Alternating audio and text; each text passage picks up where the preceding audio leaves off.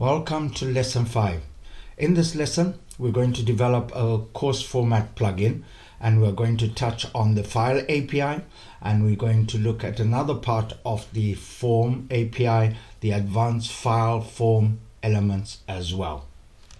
So let's look at course formats. I know we touched on it in our tour in lesson 1, but this is just to remind ourselves again. Okay, so I'm logging in as the admin user, and I'm going to go to our test course.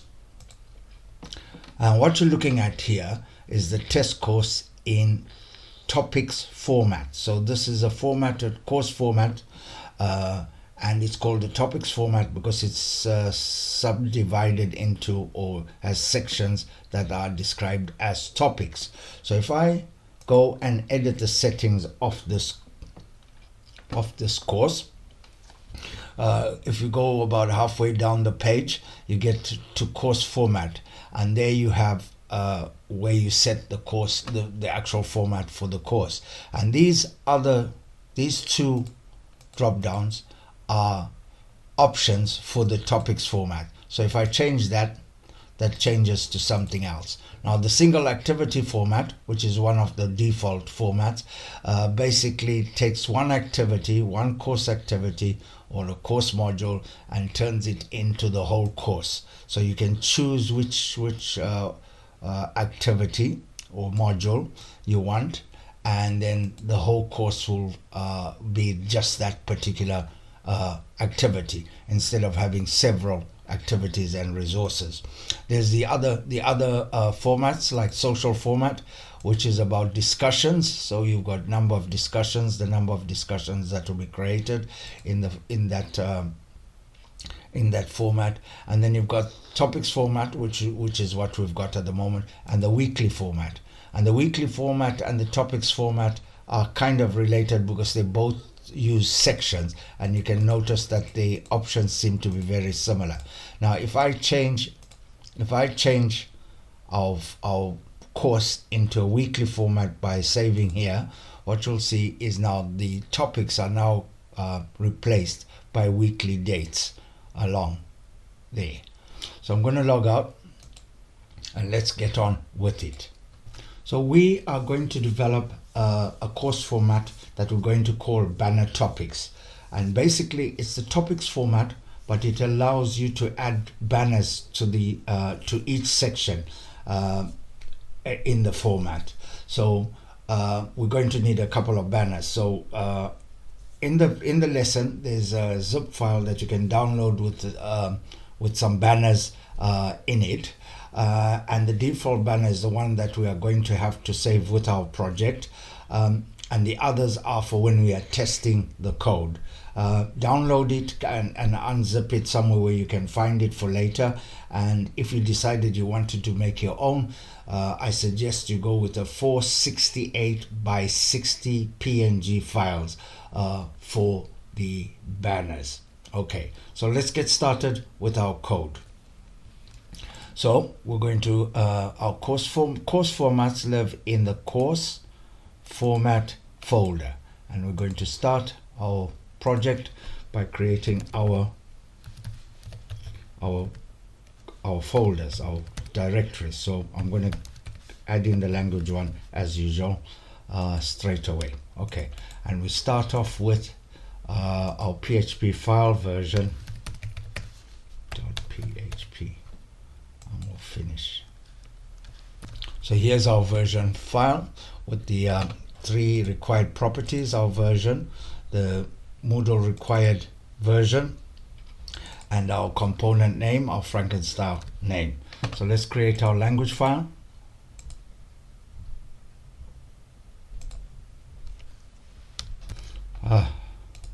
Our file format banner topics PHP. So our strings file with the required string defined, and we're calling our plugin banner topics format. Course formats are the are plugins that do require a lib PHP file. So let's create our new lib PHP. make sure you are in the home folder of your plugin. So this is our lib.php file. We have to require the format lib file, which defines the format base, which we are extending, and our format is called format banner topics, our Frankenstein name. Okay, and that's all we've got in there for now. There are two other files that are required for formats. The two files are format.php and renderer.php. But before we do, let's have a look at renderers and templates. So when a plugin needs to display output, HTML output, the recommended method right now is to use renderers. So if you're doing a whole page with lots of stuff on it, etc., the best way of doing that is using output renderers. Now, renderers were introduced in Moodle 2.0, and that introduced the global output object, which really points to Moodle's core renderer. It can be used for other non-display content generation, such as emails and data exports. They may also use templates, and now currently the shift is to using renderers and templates to generate outputs. So templates are no logic in them; they're just basically a template of HTML. HTML that is used to generate output, and we'll talk about that a little later on. It is worth noting that theme designers can define renderers and templates, and as well override plugin renderers. So a theme might want to display things in a different way to what you envisage happening with your plugin's output. So Moodle 2.9 actually introduced the concept of templates. So prior it was you had your renderers and you generated your content in your renderers. But now the idea is that you use templates via your renderer. You call the templates and use templates. So the templates are written in Mustache, and there's a link there to the Mustache template, which is a logicless templating system. Templates should be saved in the plugin's templates folder and must have a .mustache extension. So renderers would use templates by calling the method render from template method. Okay, and you can look at the Moodle documentation. We're not going to be covering templates in this course in any much further detail. But it's worth having a look at that, especially if you are creating a plugin that does a lot of output. So going back to renderers, renderers are normally defined in the renderer.php files. Generally up to Moodle 2.8, that was in the plugins folder. But since 2.8, it's defined in the classes subdirectory and can follow Moodle's auto-loading rules if you're following Moodle's auto-loading rules. So your renderer can be defined in the classes folder. The renderer class normally will be extending the base core renderer base class. And code in the renderer should not refer to any of the two globals, $page and the $output variable, but can access the core functionality of those two globals via this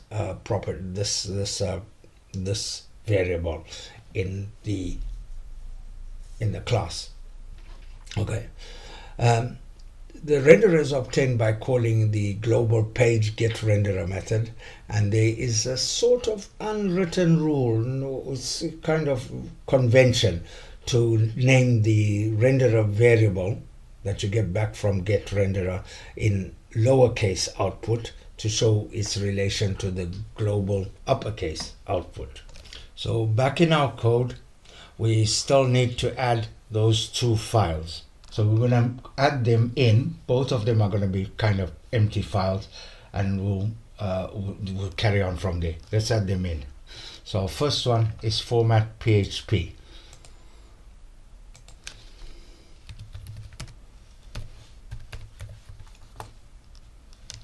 And this is it, basically just the usual top and with the defined Moodle internal added in. Okay, our next file is renderer PHP.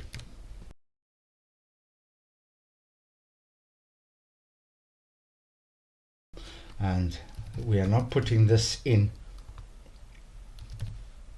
the classes folder in this instance. And this is our renderer PHP file.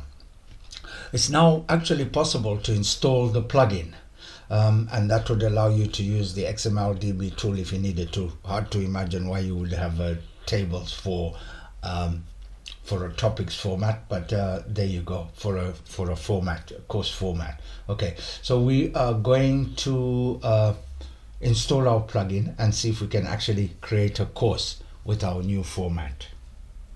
So I'm going to log in as admin as usual. Moodle has recognized there's a new plugin to be installed, and we'll go ahead and install our plugin.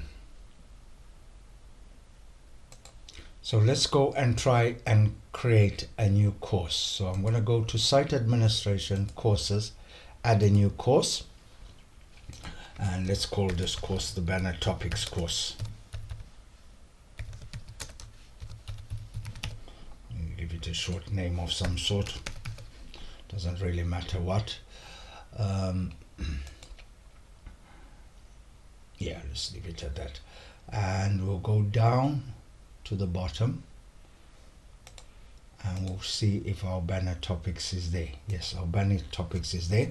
We have not defined any options for our banner topics, so we have no options to add to it. And now we can try and save. We'll go and save and display, see what happens. Now it always goes to participants first when you do that. So let's look at our course, and there's nothing in the course. So if we turn editing on, there's nothing in the course. We have nothing we can actually do with this course at this particular moment in time.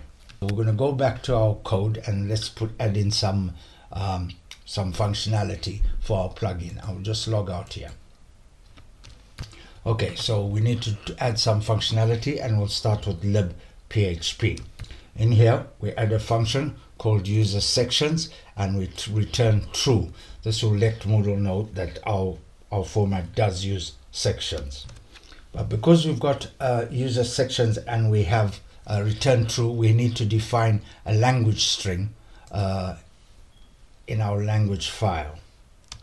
And that is, we need to tell it what the section name, tell Moodle what the section name, what we're calling our section names. So that's banner topics, banner topic as our section name.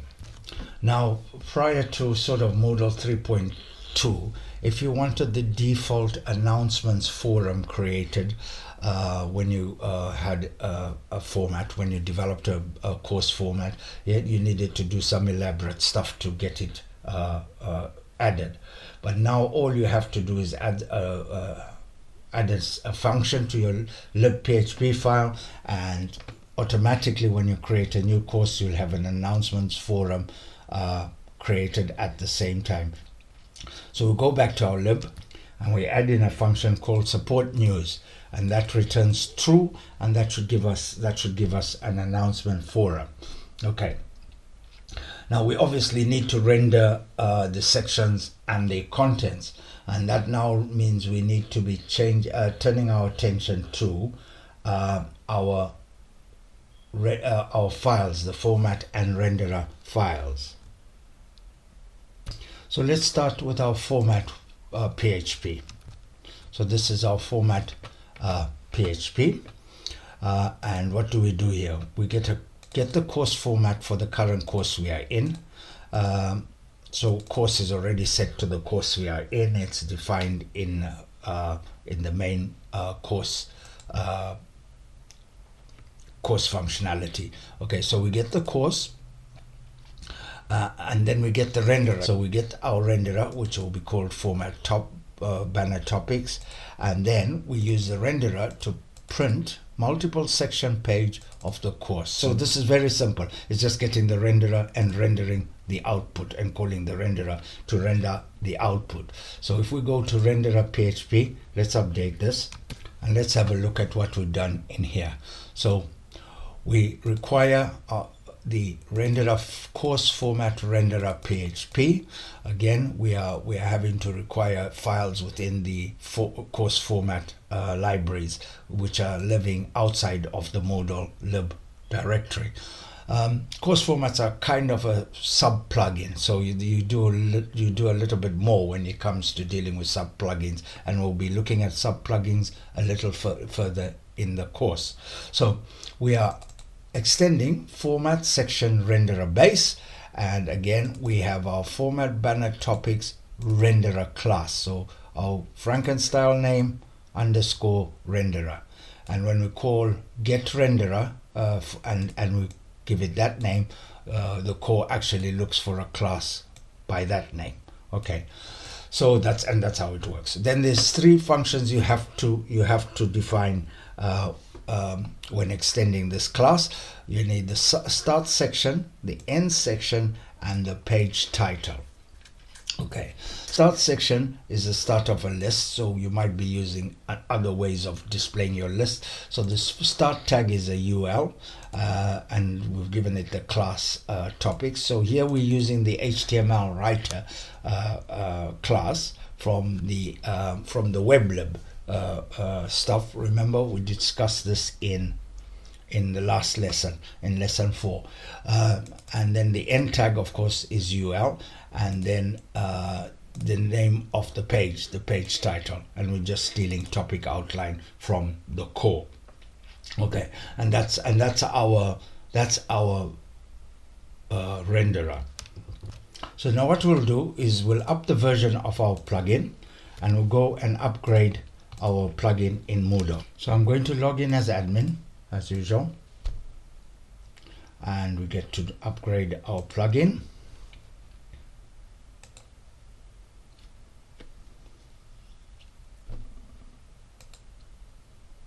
There we go. And let's go back to our course. So banner topics course.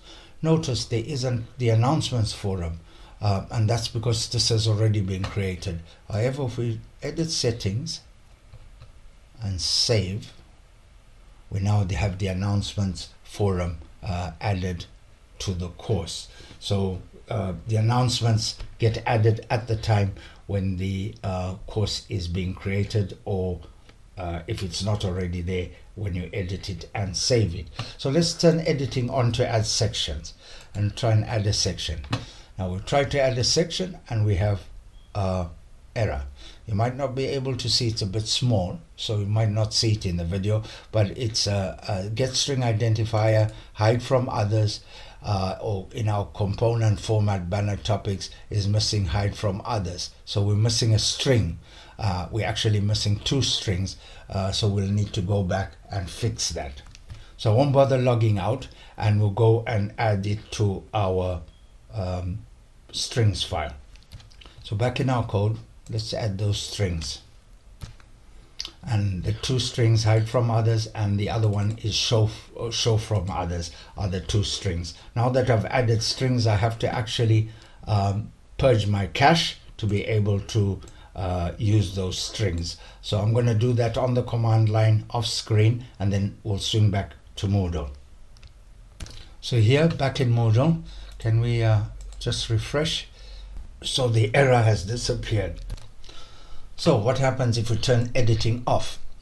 We have another error, and this time it says undefined property standard class course display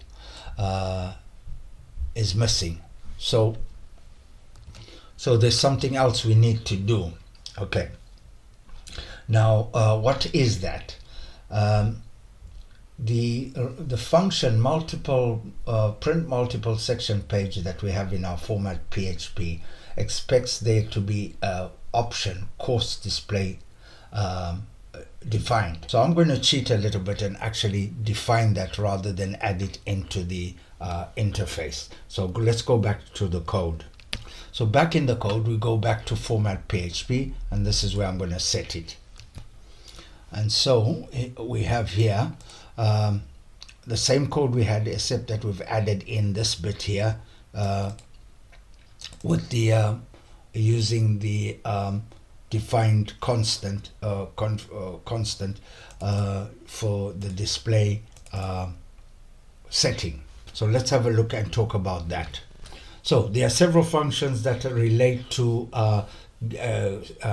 course format options. So specifically, they kind of four functions that deal with the options. You've got your course format options, where you actually define the course format options.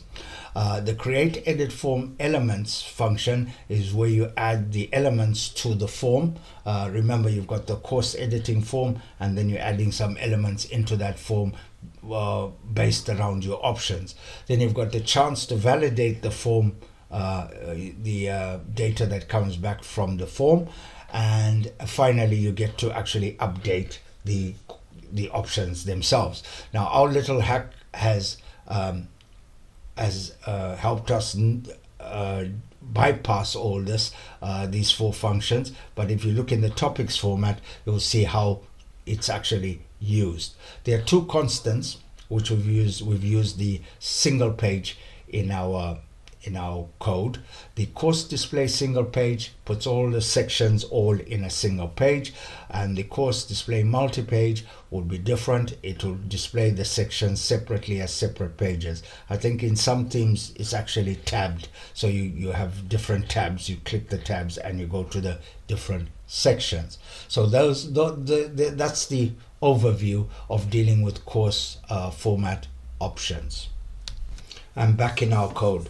Now, just as the course itself has its options, so does each section in a format that uses sections, and that's the functionality we are going to be using to define the banners for our banner topics format. So I'm going to add another function in the lib.php file, and it is called section format options, and it is passed in a boolean variable where the call is being made for an edit form. So in the form, what are we doing? If indeed it's the form is being edited and we haven't got a banner label, so we haven't got an existing banner, then we are going to define a format option. Okay. Now, notice the use of the language string rather than get string there. There's probably a good reason why that is. And then the section format options itself is an array. And what are we setting? We're setting our section banner. And basically this follows the same form API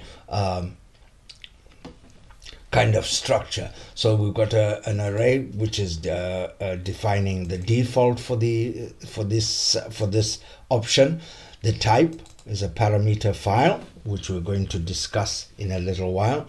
The label, which we got from our section banner prompt string, that we are still going to have to define. And then we've got the element type. See, this is where it ties in with the form API. But this time we've got a file manager, and then the element attributes that go with this actual element type. So this basically is defining a form and a form field to be added to the section format options. Okay.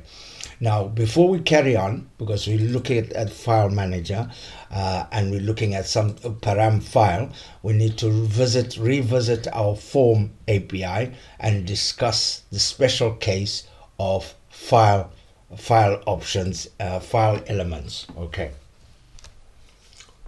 So let's look at file form elements. So Moodle provides 3 custom elements to work with file uploads, and they are very closely tied to the file API, which we'll discuss a little bit later in this lesson. So we've got the file picker, which is quite an appropriate replacement for the HTML file element. Really useful to just get a file that you want to process and then discard like a CSV upload. We've got the file manager, which is the one that we've used in our code, which is the recommended way to get uploaded files and to save them to appropriate file areas. So this is to actually save the files. And then the editor, the HTML editor. So it's not strictly a file element, but it does allow the use of files such as images, etc. within the HTML, and so you need to manage that. Now we're not going to touch on the editor at all in this course. We're going to leave that for some other time. But we will be looking at the other two. Right. So the file elements have an optional options array, and in our code it was described as the attributes rather than the options. But these are the options. Subdirectories, whether or not to include subdirectories, obviously not relevant to file picker. So file picker only deals with one file. It's a straight similar replacement to HTML file. So anyway, we carry on. Max bytes, the maximum size of the file that you will allow to be uploaded. The area's maximum bytes, again, not applicable for file picker, but that's the maximum file area size that we want for the area where we're saving our files. The maximum number of files, again, not applicable to file picker.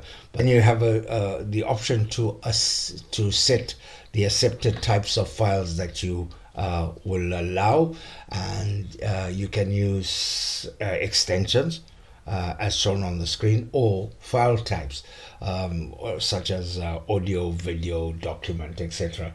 And then we've got return types. What types of what kind of return values is going to come back from that for that file. So we've got file external, file internal, file reference, or file controlled link, which will be discussed. We'll discuss a little bit later. But we use file internal because the file is being saved internally in Moodle. The editor has other specific editor options, as you can expect.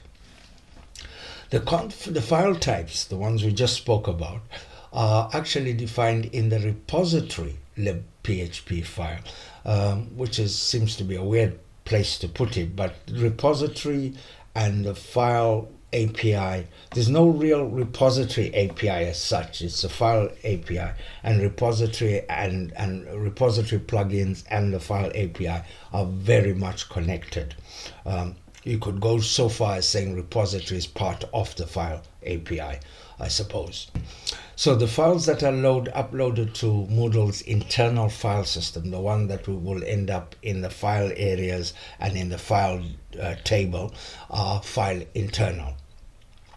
Where the file remains in an external repository, the file stays out and is only accessed via link, then that's a file external type.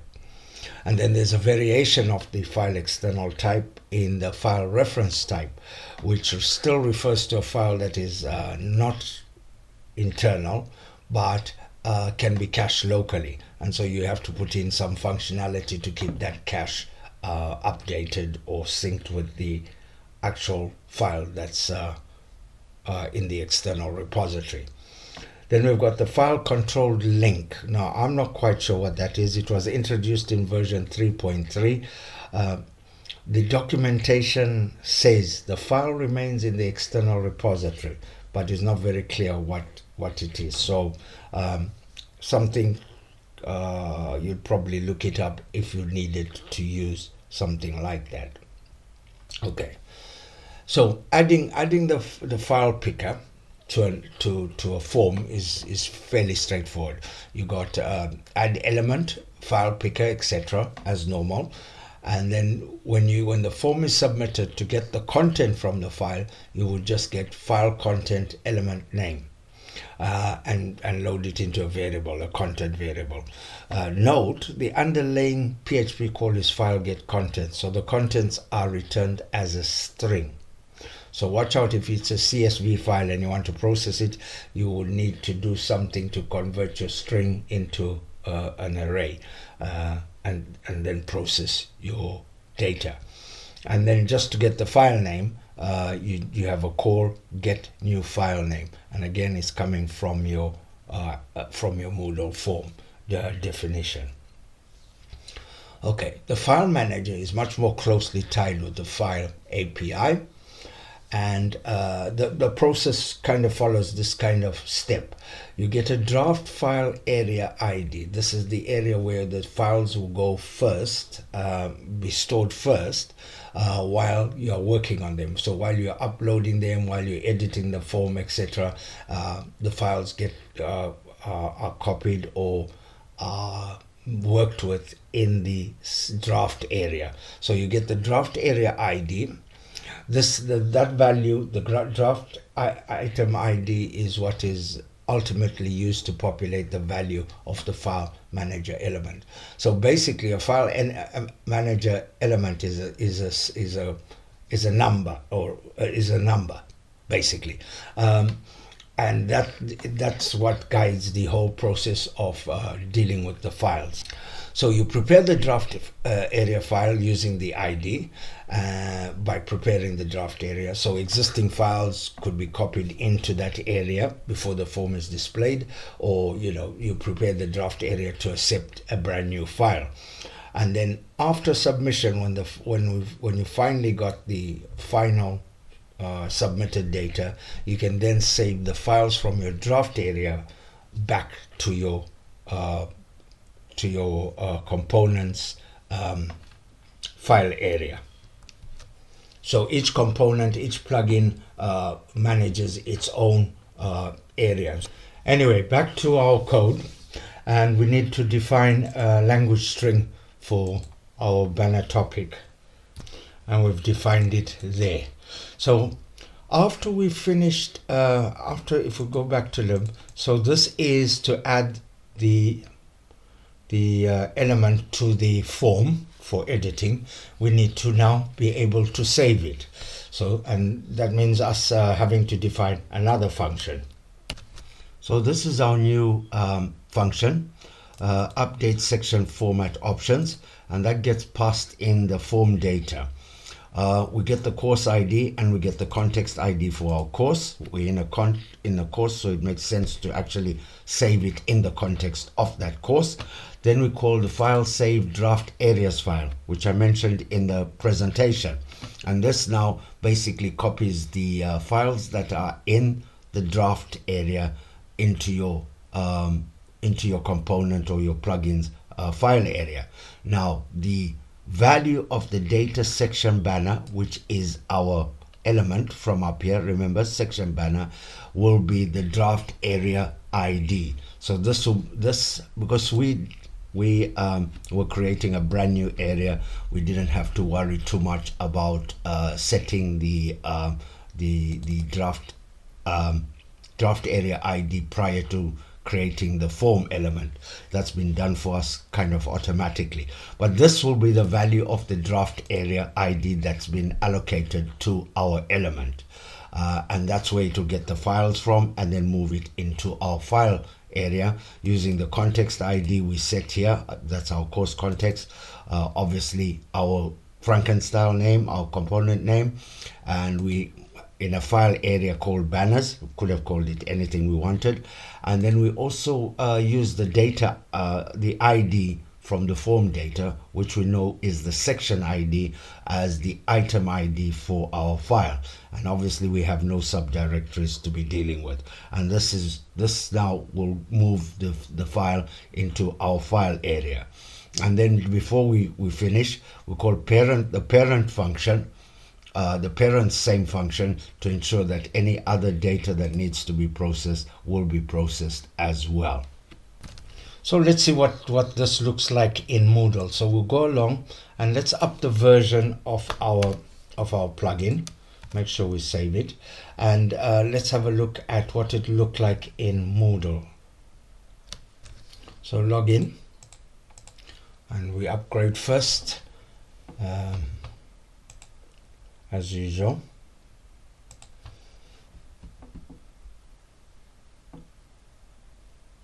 Then let's go back to our course and see what has happened. So if we go back to our course, our banner topics course, we obviously still don't have our banners, but if I turn editing on and then go to edit this section, we'll have all that, and then our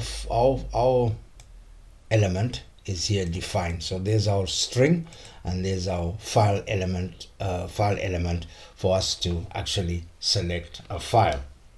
So I'm not going to save that. I'm going to cancel that, and we're going to go back to our code and start adding in some functionality to actually get to the point of displaying our banners. So let's log out and go back to the code.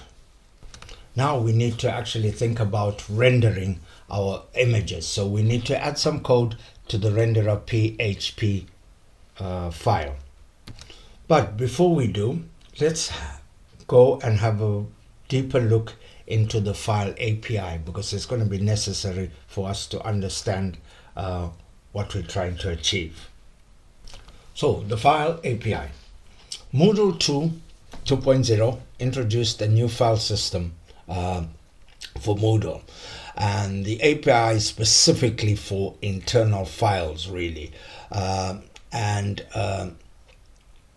related to this API, as I mentioned before, are the repository plugins functionality, which adds the functionality to deal with files outside of the file API, or the outside Moodle's internal system.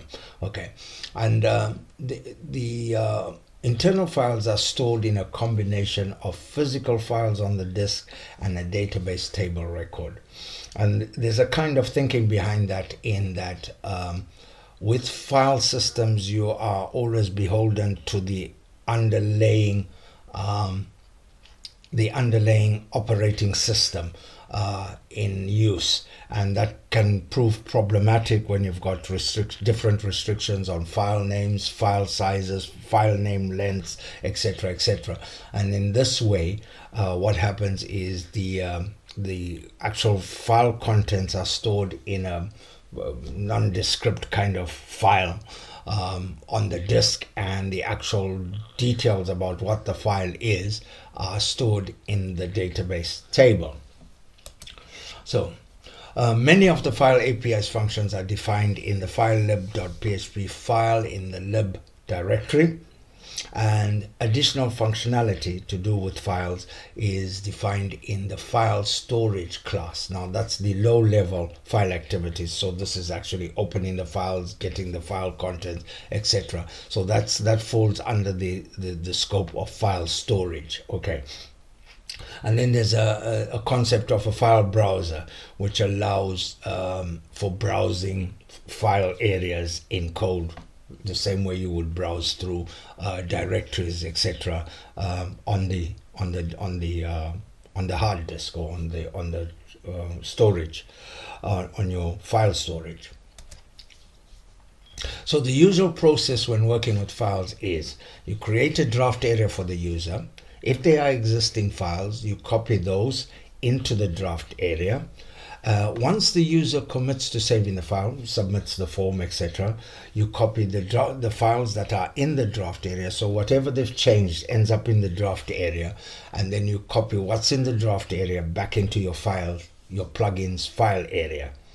And then the final bit of it is when a user attempts to access the file, part of the process is actually the plugin or the component delivering the file using the file API, but making sure that the file is, identifying the file, making sure the user has access to that file, and then allowing the file API, the file core file API, to send the contents back to the browser.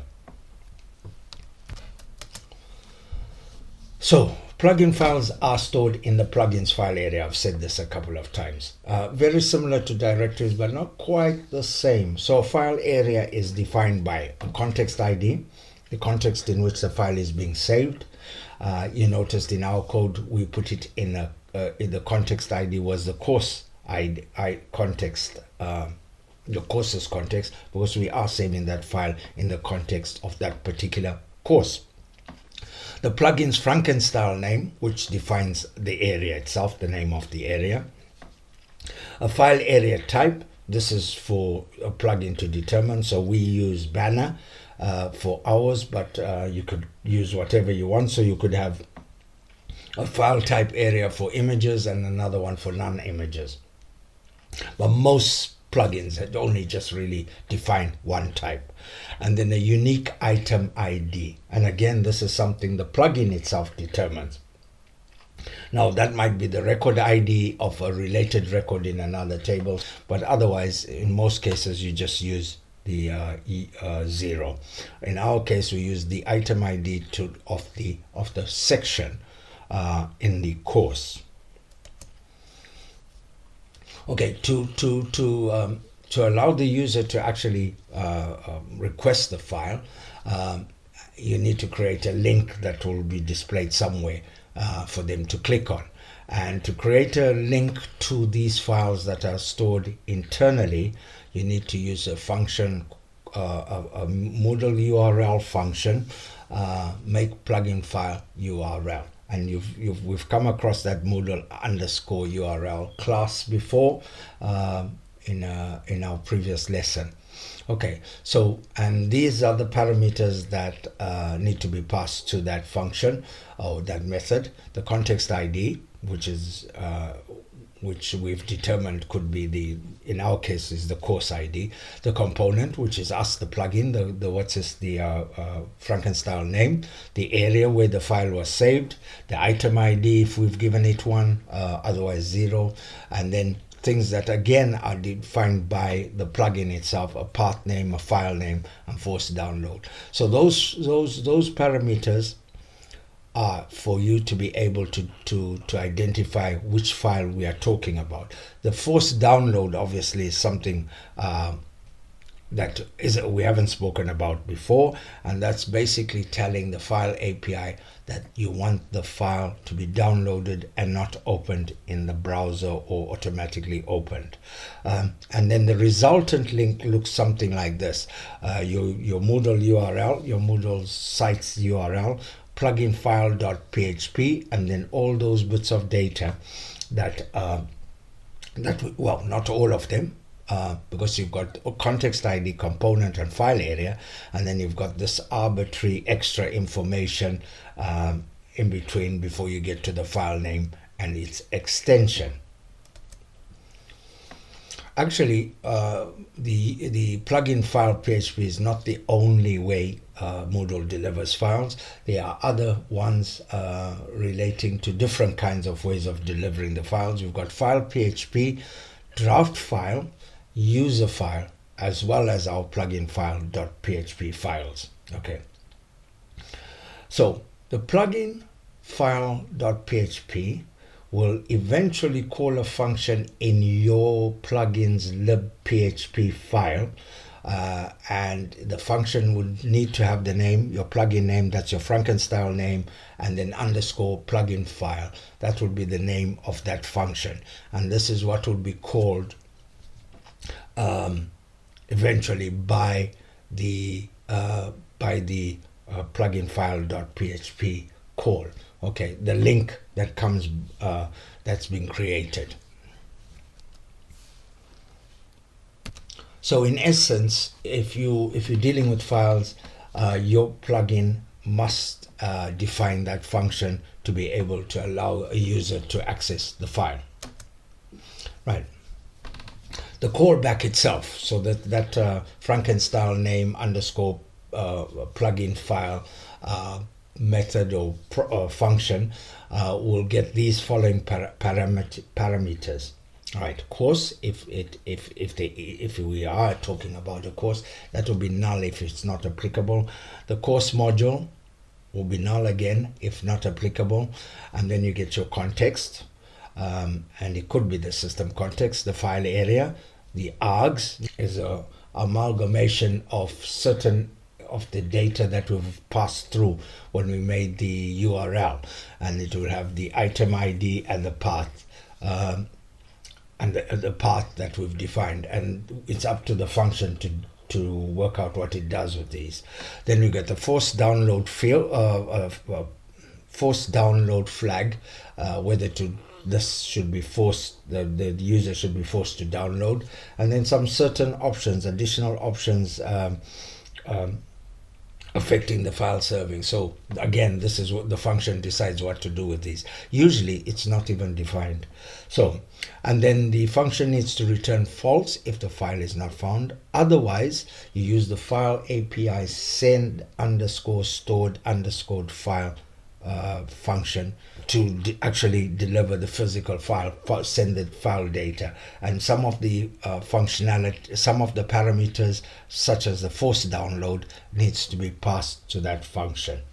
So your process will be in that function, in your plugin file function, is you check whether the context is relevant. If you're dealing with course and course modules, obviously you do something with that, but basically in most cases you check if the context is relevant. You check for the file area, is it a valid file area? Check if the user's logged in or has the right capabilities to be able to access that file, and then identify the file using your item ID, your file path, file name from the / separated args parameter that we spoke about that came in, that comes into the function. And then you attempt to retrieve the file from the file store. And once you've identified the file, you then ask the API's send stored file function to send the file, or if you don't find it, you return false to the core.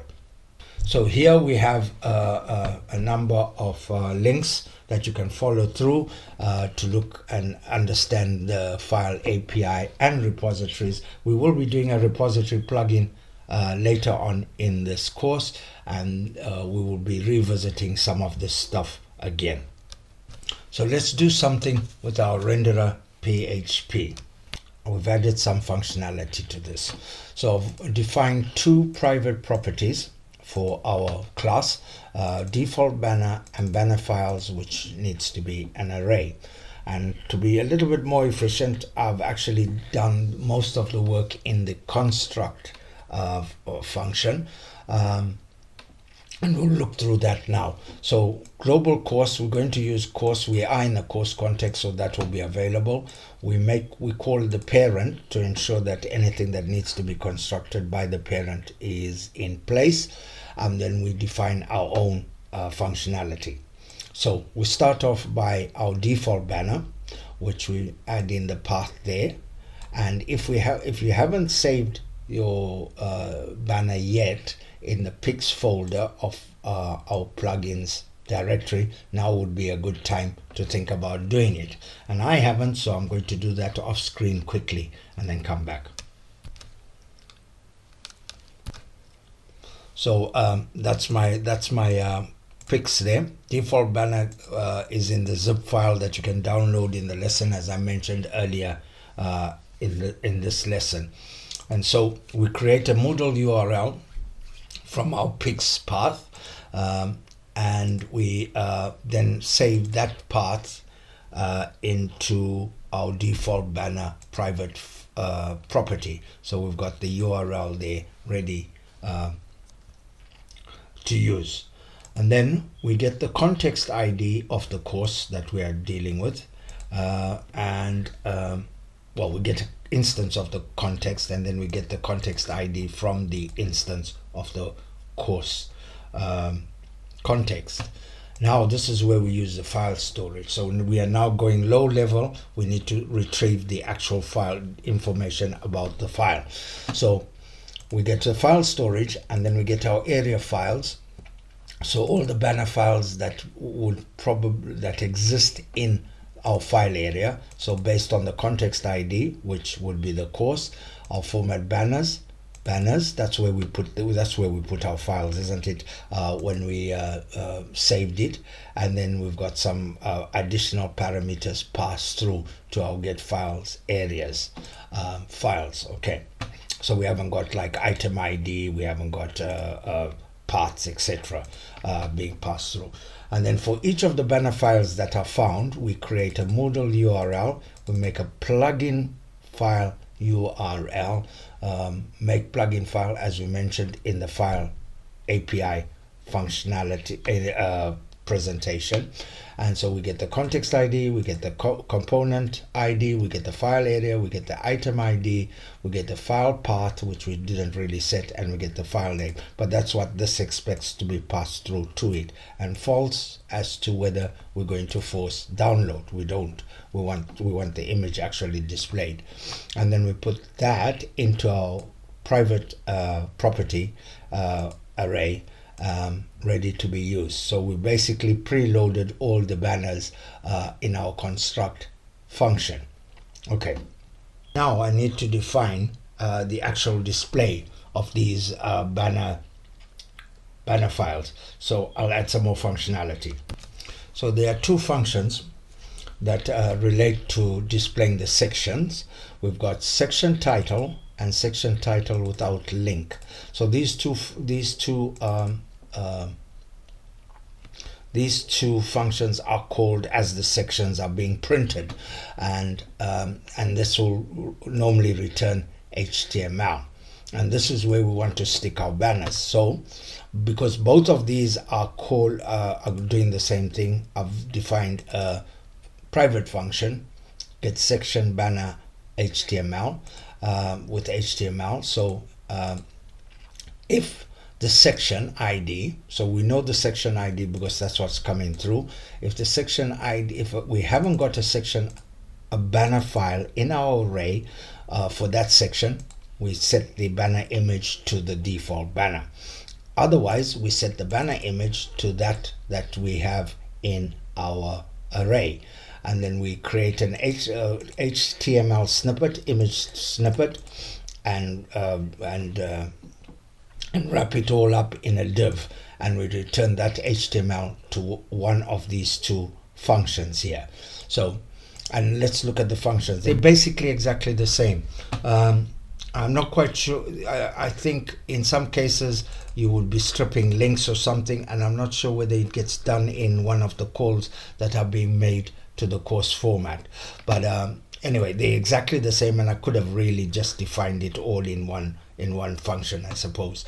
But anyway, that's what it does. So we get the course, we get the section banner HTML added to whatever we have in terms of the STHML that came from the in place, and return a section title. So that's what we do to display our banners. So let's go into Moodle and have a look at what things look like there. So I'll log back in and go to our course, and you notice we've got a default banner there. Okay, so if I turn editing on, add another section, I get the same thing, banner topic. So let's edit that and add one of the other banners instead of our, what's this, our default banner. So I've got my one of the banners from the zip file, and we've got a red banner 1, and if we save that, we don't get an image. So we've got just the alt text for the image displayed. Why is that? We haven't defined our plugin file function in our libphp. So let's go back and deal with that. I won't log off. So back in our code, we need to do something in libphp. But now the problem is we've got a class defined in our libphp, and if we follow the development guidelines properly, we shouldn't be adding a function outside of our class. So each class should live in its own file. So what do we have to do? We can define the function outside the class anyway, and I said that's one of the exceptions to the rule. Or we could redefine, or we could take and define our class, our format banners, into into a class file in the classes folder, and then require it from our lib PHP, and that would work as well. So for the purposes of this lesson, I'm going to just define it outside of the class. So I've added in the function outside of the class, so that's the end of the class there.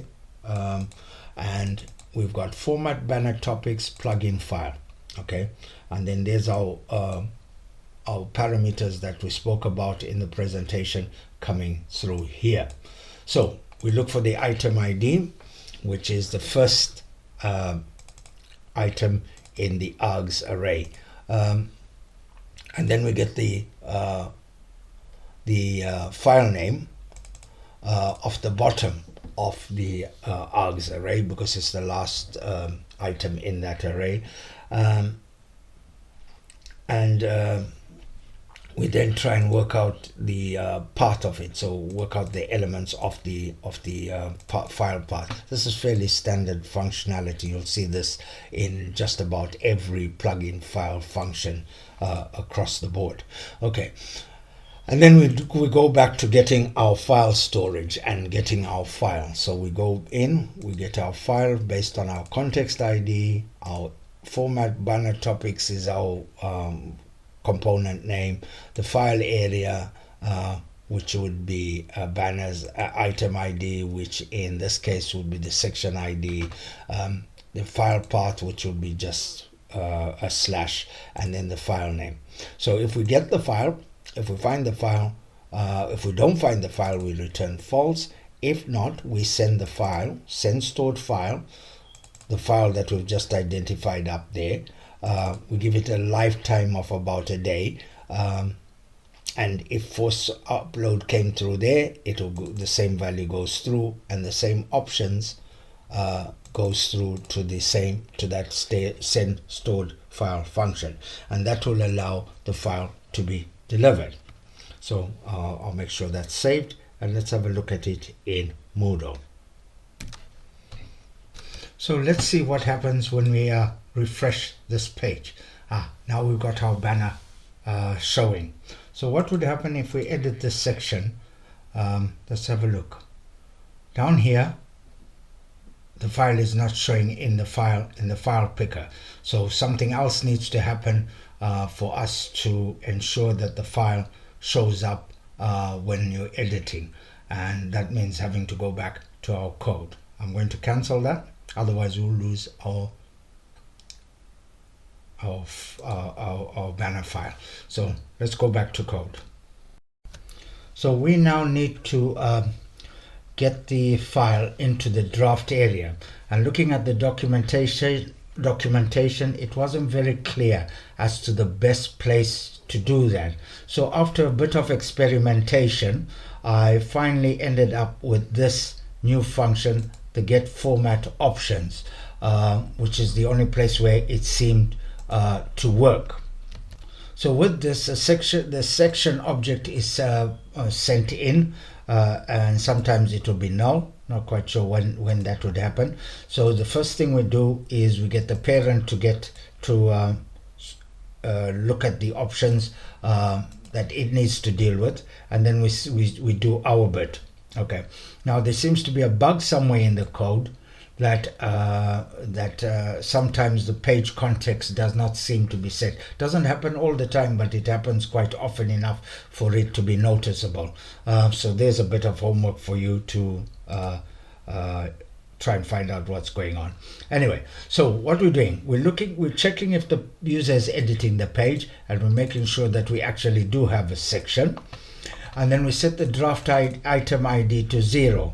By setting it to 0, when we call the file prepare draft area function, it will create a brand new draft area, and it gets the draft item ID as a reference and changes that item ID to the ID for this new draft area. Okay, and then we get the context of the course, so we can identify our context ID for our area, and then we get the item ID, which is the ID of the section, comes in as the ID in the section as the ID for the section. I could maybe have even used section checked for a property called ID in the section variable. But anyway, ID is passed in to the call. Anyway, it's a required parameter of the call. Then we call the prepare draft area function of the file API. Like I said, the draft item ID will change after this call. We pass in the context ID. We give it our Frankenstein name. We tell it the area is banners, and we're looking for that specific item ID. Remember, that's the section ID, and we don't require it to return any subdirectories. We then set the section banner in saved options to that draft item ID, the new draft item ID. And saved option banners, this will be what the form will have as the option for that particular field. And then at the end of the function, we return save options. So now we can go back to Moodle and have a look and see how this works. So back in our course, let's see if we can edit this section. So if we go down here, we've now got our banner there, and we can do something like delete this one and then add a new file in there. So banner 2 instead. Let's see. Now we've got a yellow background one, and we can save it. That's it for our banner topics course format plugin. Let's review what we've done in this lesson. So this is it for lesson 5. In this lesson, we developed a course format plugin, which really is a kind of sub plugin, but anyway. And then we looked at the file API, and we also looked at the advanced file form elements.